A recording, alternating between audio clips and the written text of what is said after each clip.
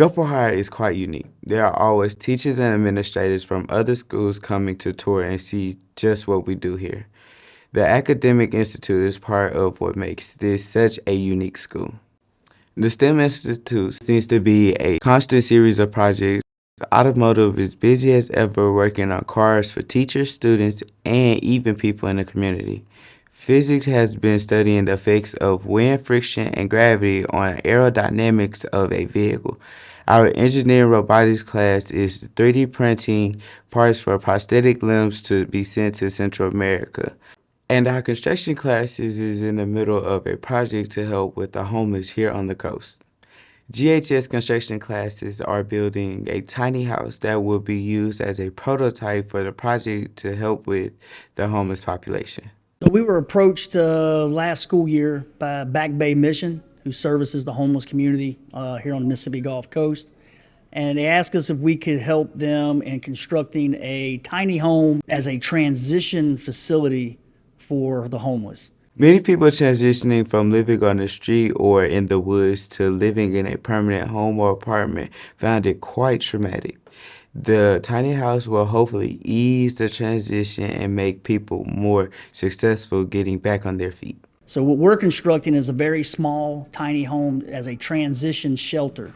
So that instead of going straight from being homeless to living in an apartment or a home, they can go from being homeless to living in this transition shelter, getting used to being inside of four walls and being enclosed, and then moved into a more permanent residence.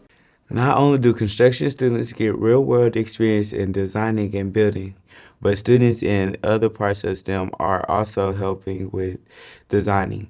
In the end, this is a very worthwhile project that will benefit people way beyond the walls of our high school.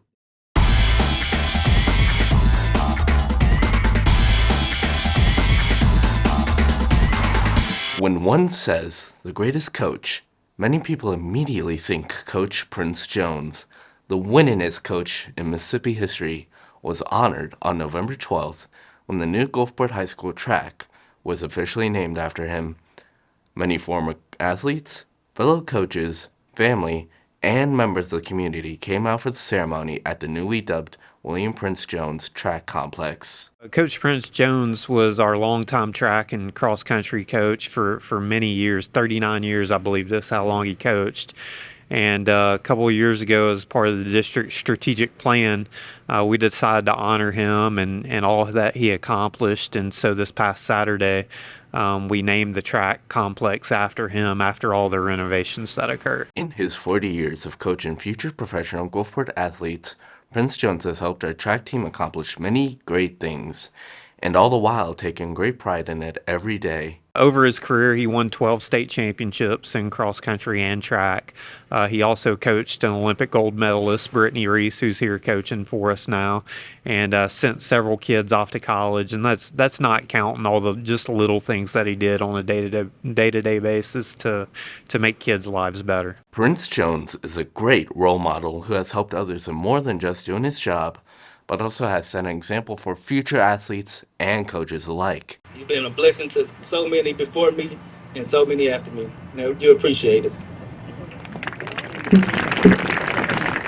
I think it's his legacy, and it's something that we can all look to as coaches to try to emulate on a daily basis and see the things that he did and try to just continue doing those things and let his legacy live on that way. Coach Prince Jones has been retired since 2017.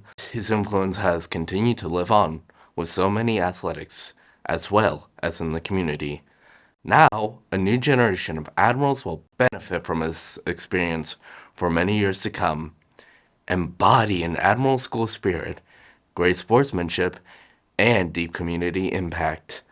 The legacy of Prince Jones is a lasting tribute to an incredible educator. Gulfport is so proud to say that he is an admiral.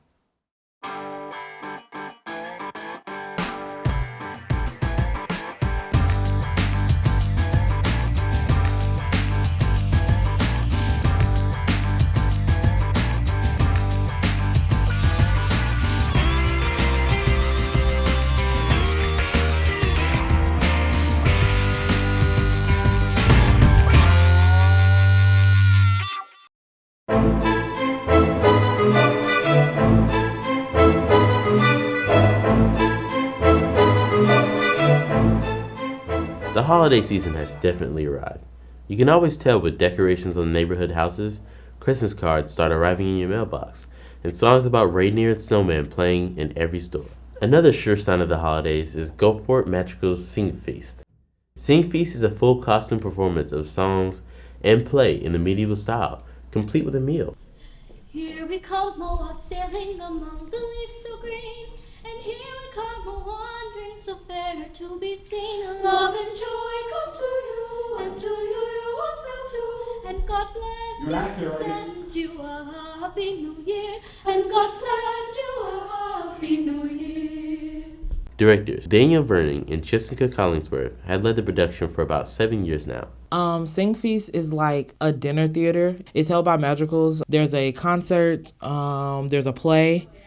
We serve food and wassail, and it's just a little Renaissance extravaganza. The GHS Magical group here in choir gets up, we get in our fancy Renaissance outfits, we have a whole play, it's a dinner.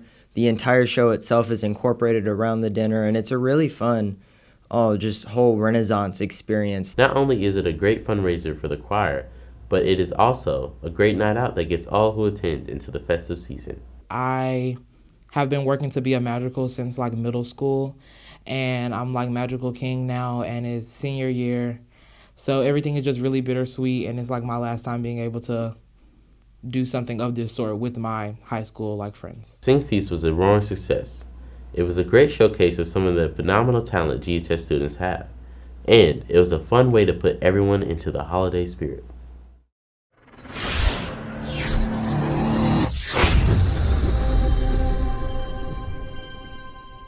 Hey sophomores, have you already been thinking about what you want to take next year when you come up to the AIG? It's time to start thinking about which one you want to join and what program you might want to take. First is Health and Human Services. HHS has Teacher Academy if you think you might want to go into education or even leadership of any kind. There's Health Sciences if you want to do something like be a nurse or a doctor or even a pharmacist. There's also Law and Public Safety, which gets you into operations of law enforcement, crime investigation, and emergency response. The second is STEM. They offer classes for people wanting to go into construction, engineering, robotics, or even auto mechanics. The third is Communications, Arts, and Business. CAB has several programs: culinary arts, business and marketing, lodging, hospitality, tourism, digital media, and broadcasting journalism with TV production. Having parents come out is very important because when you transition from the 10th grade over to the AIG, it's a lot of newness is happening. So we want to create an environment where the student and the parent can have those dinner table conversations, before they have to go out and make their schedules and make a determination of what classes that they're going to take when they enter the AIG. You can come to the recruiting night this Thursday night, December 1st, and check out all you have to choose from.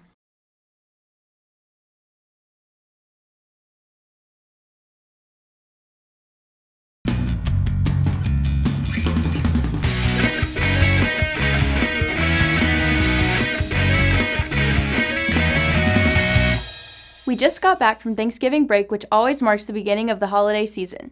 And Thanksgiving is a great start as it causes us to think of what we are blessed with. It also makes us think about others who may be less fortunate than we are. In the weeks leading up to Thanksgiving, our student council sponsored a book drive for Coastal Family Health. Students brought books to be donated and placed them in the collection box of the teacher they wanted to see dress up in a turkey costume. When it was all done, over 150 books were collected for the Reach Out and Read program. It turns out that Miss Sarah Lindsay's box had the most books donated.